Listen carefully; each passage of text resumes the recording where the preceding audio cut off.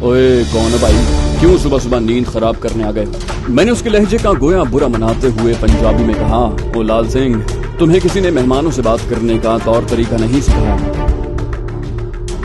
तुम मेरा दिल खुश करो, मैं तुम्हें खुश करूंगा।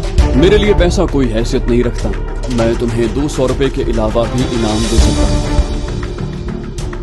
ठोस बारूद लहजे में कहा, रणधीर मिश्रा, क्या तुम मुझे मानिक जी से मिलवा सकते हो?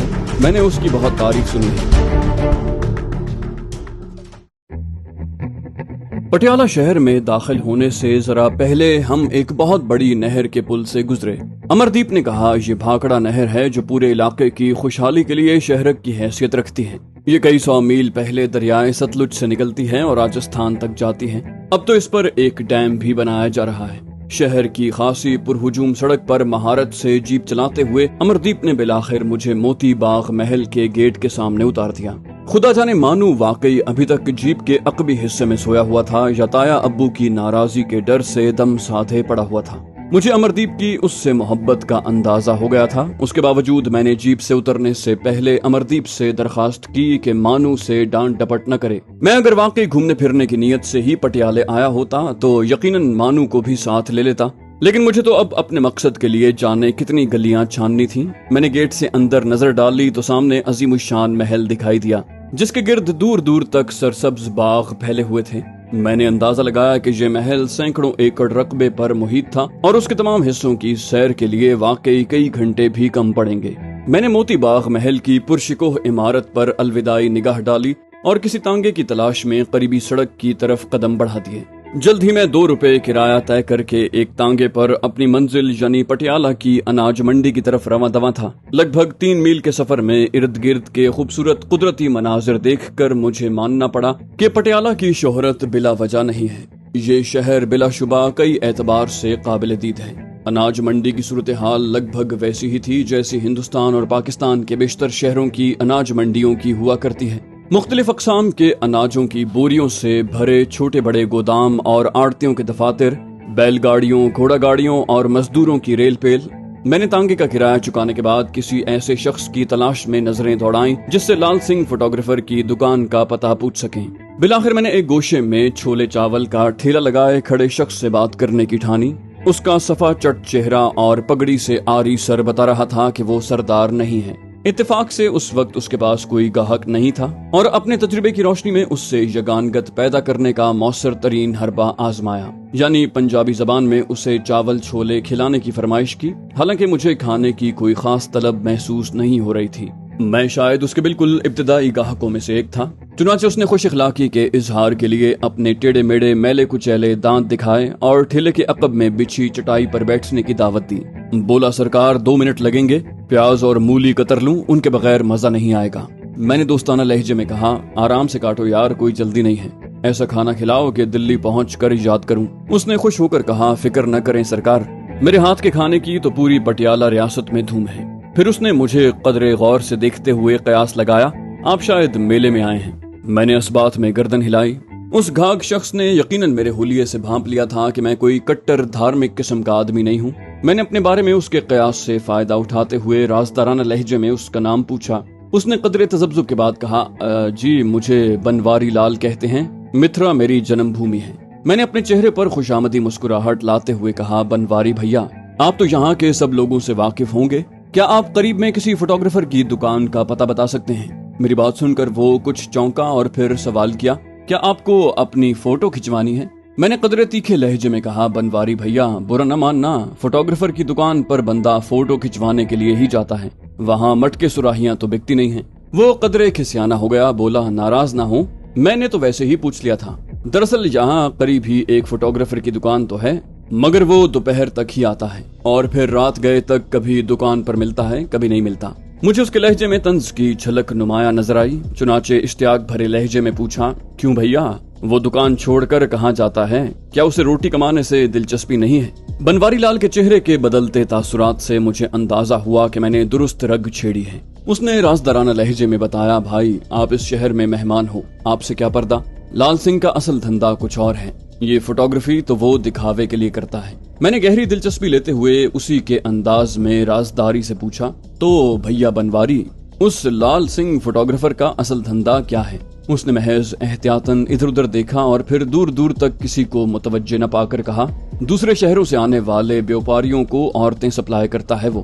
भगवान के लिए किसी से मेरा नाम न लेना, लेकिन सुना है कि मिट्ठू सिंह के नारी निकेतन के लिए भी गाहक लेकर जाता है। मैंने कहा, लेकिन नारी निकेतन में ऐसा गंदा काम कैसे होता है, और ये मिट्ठू सिंह कौन है? मेरी बात सुनकर हैरत से उसकी आंखें फैल गईं। बोला, आप मिट्ठू सिंह को नहीं जानते? वो तो यहाँ के बहुत बड़े नेता और मेंबर असेंबली हैं, राजा जी के दूर परे के रिश्तेदार भी हैं। मैंने लापरवाही से कहा, तो फिर तो वाकई उन महाशय पर कोई कानून लागू नहीं होता। अच्छा ये बताओ, उस लाल सिंह की दुकान किस तरफ है? मेरी बात सुनकर वो चौंका। बोला, मैंने बताया तो था। फिर उसके लबों पर मानी खेज मुस्कुराहट उभरी। बोला, यूं कहो न बाबूजी कि आप उसी की तलाश में आए हैं। मुझे बेनियाजी से इस बात में सर हिलाते देखकर वो शरारत आमेज लहजे में बोला, ठीक है भैया, इस उम्र में जिंदगी के मजे न लिए तो फिर कब लोगे?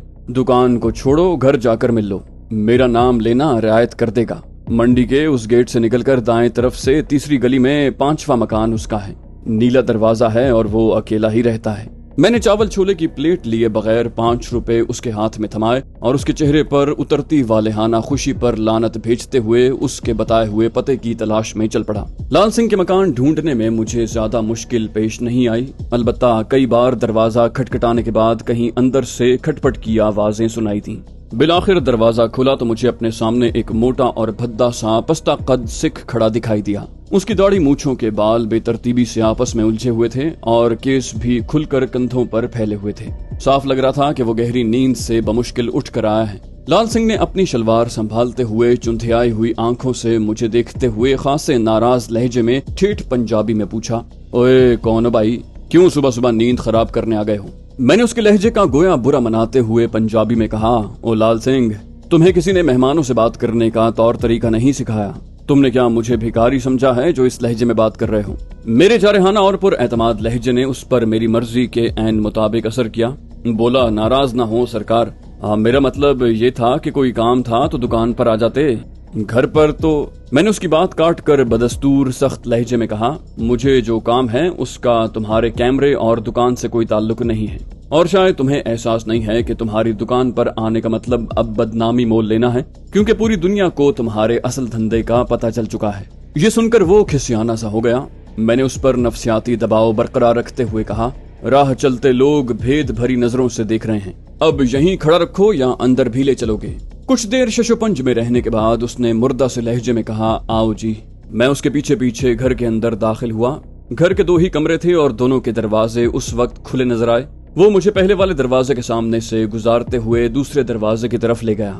इस दौरान पहले वाले कमरे में मेरी उचटती सी नजर पड़ी और मुझे अफसोस हुआ कि मैं आंख चुरा कर सीधा क्यों न निकल गया। दूसरे कमरे में कदम रखते ही मुझे अंदाजा हो गया कि काठ कबाड़ से भरे उस कमरे को शायद कई साल से सफाई नसीब नहीं हुई। वहां बैठने के लिए कोई कुर्सी, मूंढा, हत्ता कि कोई टूटी हुई चारपाई भी नहीं थी। मैंने कमरे में इधर उधर नजरें दौड़ाई और फिर सवालिया नजरों से लाल सिंह की तरफ देखा, जो शर्मिंदगी से नजरें चुरा रहा था। मैंने तंजिया लहजे में कहा, अच्छा तो तुम इसलिए मुझे घर में नहीं लाना चाहते थे? इस कमरे और घर का हाल साफ बता रहा है कि इसे कभी किसी खानादार औरत का हाथ नहीं लगा। मैं यहाँ खड़े खड़े तुमसे क्या बात करूं? इस औरत को कपड़े पहनाकर फटाफट यहाँ से चलता करो, तब तक मैं इंतजार कर लेता हूँ, समझे? उसने बदस्तूर नजरें चुराते हुए कहा, इसका अभी 2-3 घंटे होश में आना मुमकिन है, इससे माल्टे वाली दारू का नशा बर्दाश्त नहीं होता। मैंने नाराज लहजे में कहा, लेकिन मैं इस कबाड़ खाने में तुमसे धंधे की बात नहीं कर सकता। ये धूल मिट्टी मेरी सांस में उतर रही है। ठीक है, मैं किसी और बंदे से बात कर लेता हूँ। ये सुनकर वो बेकरार सा हो गया। बोला, आप बस 5-7 मिनट रुकें, मैं इसे किसी न किसी तरह उठाकर इसके अड्डे पर भिजवाता हूँ। मैं अगले 15 मिनट तक उसी कबाड़ खाने में खड़ा दूसरे कमरे में होने वाले मार्के का रवां तबसरा सुनता रहा। लाल सिंह ने गालिबन पहले झंझोड़ कर अपनी शब शरीक को बेदार करने की कोशिश की, फिर शायद उसने पानी के छपके मारे और बिलाखिर पानी का जग उलट दिया। उसके साथ ही चीखम धाड़, गालम गलोच, लानत मलामत और मिन्नत समाजत का तवील दौर चला, लेकिन घर से बाहर कदम रखने तक वो मुसलसल लाल सिंह के लत्ते लेती रही। सुकून होने के बाद भी कई मिनट तक लाल सिंह की आमद न हुई तो मैं खुद दूसरे कमरे में चला गया। मैंने देखा कि वो बिस्तर और फर्श पर बिखरे खाने की बाकियात, शराब की खाली और आधी खाली बोतलें समेट रहा था। फर्श भी गीला नजर आ रहा था, जैसे किसी किस्म का फुजला साफ किया गया हो। मैं लाल सिंह की तरफ से बिस्तर पर बैठने की दावत नजरअंदाज करके एक बदहाल से मूंढे पर बैठ गया। मैंने बगैर किसी तमहीद के बात शुरू कर दी। मैंने कहा, मैं 3 दिन से पटियाला में हूँ और मजीद 3 दिन यहाँ रुकूंगा। मेरा ज़ौक़ बहुत बुलंद है और मुझे अपनी सेहत बहुत प्यारी है, इसलिए बाजारी और धंधा करने वाली औरतों से कतन कोई दिलचस्पी नहीं है। मुझे पता है तुम ऐसी ही औरतें सप्लाई करते हो, लेकिन तुम्हारे पास आने का मकसद ये है कि मुझे किसी ने बताया है कि तुम किसी नारी नकेतन से बिल्कुल अनछुई लड़कियां मुहैया कर सकते हो। मेरी बातें शायद उसके लिए गैर मुतवक्के थी, लिहाजा वो पहले तो चौंका और फिर मबहूत सा होकर मेरी बात मुकम्मल होने का इंतजार करने लगा। फिर उसने गोया खुद को संभालते हुए रूखे लहजे में कहा, आपने गलत सुना, मेरा किसी नारी नकेतन से कोई ताल्लुक नहीं है, ना ही मैं आपको ऐसी कोई औरत सप्लाई कर सकता हूँ। मैंने उसकी आंखों में आंखें डालकर कहा, तुम्हें मेरी बातों से अंदाजा लगा लेना चाहिए था कि मैं उस नारी नकेतन के बारे में ठोस मालूमात हासिल करने के बाद ही यहाँ आया हूँ। फिक्र न करो, मैं पुलिस वुलिस से ताल्लुक नहीं रखता। मेरी बात सुनकर उसने गोया कान पर से मक्खी उड़ाई। बोला, पुलिस की किसे परवाह है बाबू, लेकिन मैं सच कह रहा हूँ, मैं आपके लिए नारी नकेतन से लड़की का बंदोबस्त नहीं कर सकता, वो मामला मेरे बस से बाहर का है। मैंने कहा, मुझे पता है तुम बराह रास्त ये काम नहीं कर सकते, लेकिन अगर तुम मानिक के जरिए मेरा काम करवा दो तो तुम्हारा अच्छा कमीशन बन सकता है। मैं अपने मतलब की लड़की हासिल करने के लिए लंबा माल खर्च कर सकता हूँ। मैंने उसकी आंखों में लालच की चमक देखी। वो शायद पहले भी इसीलिए लाताल्लुकी जाहिर कर रहा था कि उसे इस सौदे में किसी अच्छे फायदे की तवक्को नहीं थी। मैंने उसे अच्छी तरह घेरने के लिए जाल मजीद फैलाया। कहा, अच्छा ऐसा करो, तुम सिर्फ मानिक से मेरी बात करवा दो और अपने 200 रुपए खड़े कर लो, उसके बाद मैं जानूं और वो जाने। 200 रुपए का सुनते ही उसकी आंखें चमक उठी। उसने गहरी सांस लेकर गोया अपने ही जाने मुसर्रत पर काबू पाने की कोशिश की। फिर वो एक शान बेनियाजी से बोला, ठीक है, आपकी खातिर मैं उसे बुलवाने की कोशिश करता हूँ, लेकिन उसे ढूंढना आसान नहीं है। कभी यहाँ होता है तो कभी चंडीगढ़ और अमृतसर। ऐसा करें, आप कल दोपहर के बाद यहाँ आ जाएं। अगर वो मिल गया तो यहीं मुलाकात हो जाएगी, वरना ये तो पता चल जाएगा कि वो कब मिल सकता है। मैंने ठोस लहजे में कहा, नहीं, मुझे आज और अभी नतीजा चाहिए। मैं तुम्हारे साथ उसे ढूंढने निकलता हूँ। उसका घर गालिबन पटियाला में ही है। घर पर न मिला तो हम उस नारी नकेतन से उसका अता पता मालूम करने की कोशिश करेंगे। उसने कहा, और अगर वो शहर से बाहर हुआ तो? मैंने कहा, ऐसी सूरत में तुम दोनों जगह उसके पैगाम छोड़ोगे कि वो फौरी तौर पर तुमसे मुलाकात करे, क्योंकि तुम्हें उससे एक अहम काम है। उसके बाद तुम अपने तौर पर पता लगाने की कोशिश करोगे कि वो कहाँ है। ये कहकर मैंने जेब से 200 रुपए निकाल कर उसे दिखाए और वापस अपनी जेब में रखते हुए कहा, तुम जल्द से जल्द मानिक को ढूंढ कर मुझसे मिलवा दो। ये माल तुम्हारी जेब में जाने के लिए बेकरार है। इतनी आसानी से इतनी बड़ी रकम तुम जिंदगी में शायद कभी न कमा सको। इतनी बड़ी रकम लाल सिंह ने शायद अपने किसी सौदे में वसूल नहीं की थी। यहाँ तो कुछ सप्लाई किए और किसी को भी हिस्सा दिए बगैर हाथ लग रहे थे। नोटों की गड्डी पर नजर पड़ते ही उसकी आंखों में कुछ वैसी ही चमक उभरी जैसे किसी मेमने को देखकर किसी खूंखार भूखे भेड़िए की आंखों में नमूदार होती है। अगर वो मुंह खोलता तो शायद राल भी टपक पड़ती। इन चंद लम्हों के दौरान उसकी नजरें नोटों पर गोया चिपक कर रह गई थी, हत्ता कि वो एक बार फिर मेरी जेब में जा छुपे। मैंने कहा, मेरी बात गौर से सुनो। मेरा नाम बहादुर सिंह है और मैं अपने लिए खिदमात अंजाम देने वालों की हक तलफी नहीं करता। तुम मेरा दिल खुश करो, मैं तुम्हें खुश करूंगा। मेरे लिए पैसा कोई हैसियत नहीं रखता।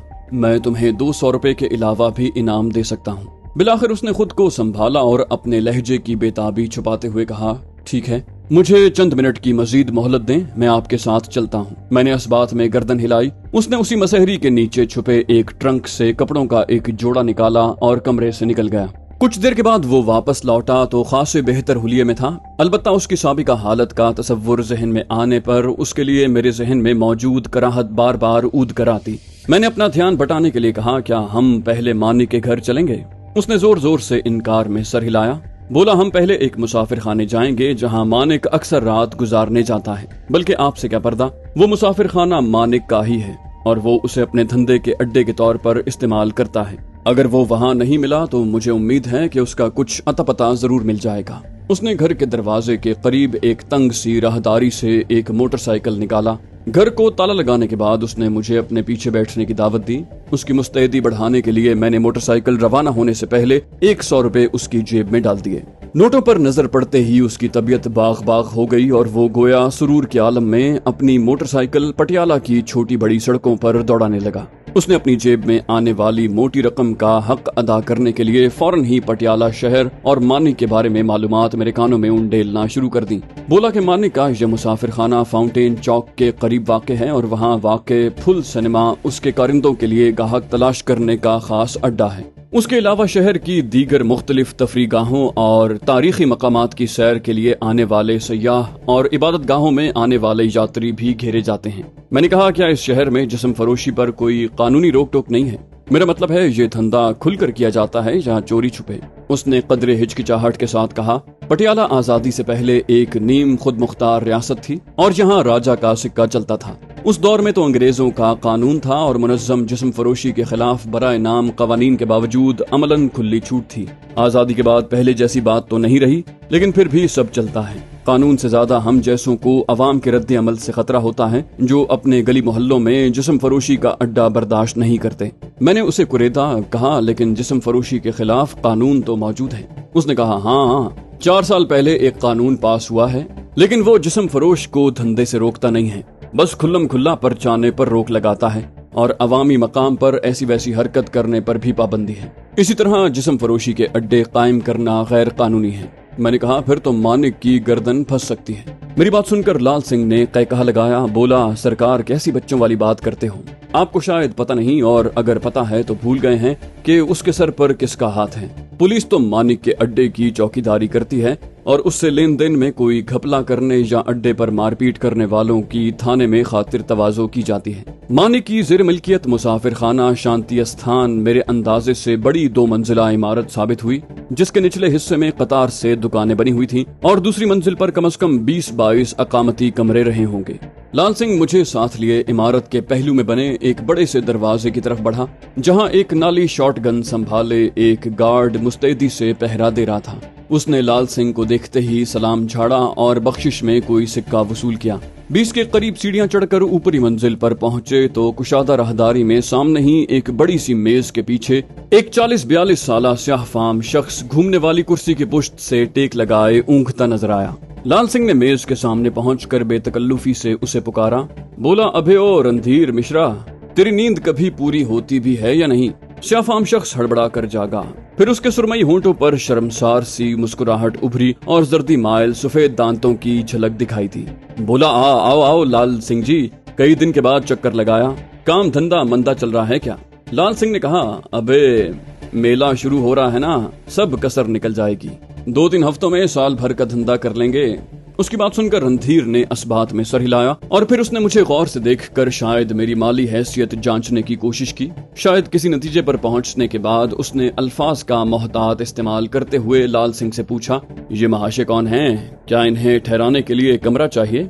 लाल सिंह ने मुस्कुराते हुए कहा, ये बहादुर सिंह जी हैं, दिल्ली के रईस। ये सिर्फ खास माल के शौकीन हैं और मुंह मांगे दाम चुकाते हैं। इस मौके पर मैंने मामले की बागडोर अपने हाथ में लेते हुए ठोस बारोब लहजे में कहा, रणधीर मिश्रा, क्या तुम मुझे मानिक जी से मिलवा सकते हो? मैंने उसकी बहुत तारीफ सुनी है। मुझे बताया गया है कि मेरे मतलब का माल वही मुहैया कर सकता है। मेरी बात सुनकर उसकी आंखें फैल सी गईं। फिर उसने सवालिया नजरों से लाल सिंह की तरफ देखा। मैंने उसी हाकिमाना लहजे में बात आगे बढ़ाई। कहा, मानिक के कारिंदे मेरे जैसी मोटी असामियों को होटलों और मुसाफिर खानों में ढूंढते फिरते हैं। मैं खुद ढूंढता हुआ यहाँ आ गया हूँ, तो इतना हैरान परेशान क्यों हो रहे हैं? फिक्र न करो, तुम्हारा हक की मेहनत तुम्हें मिल जाएगा। लाल सिंह ने भी उसे यकीन दिलाया कि मैं जबान का पक्का हूँ और दिल खुश करने में ज्यादा देर नहीं लगाता।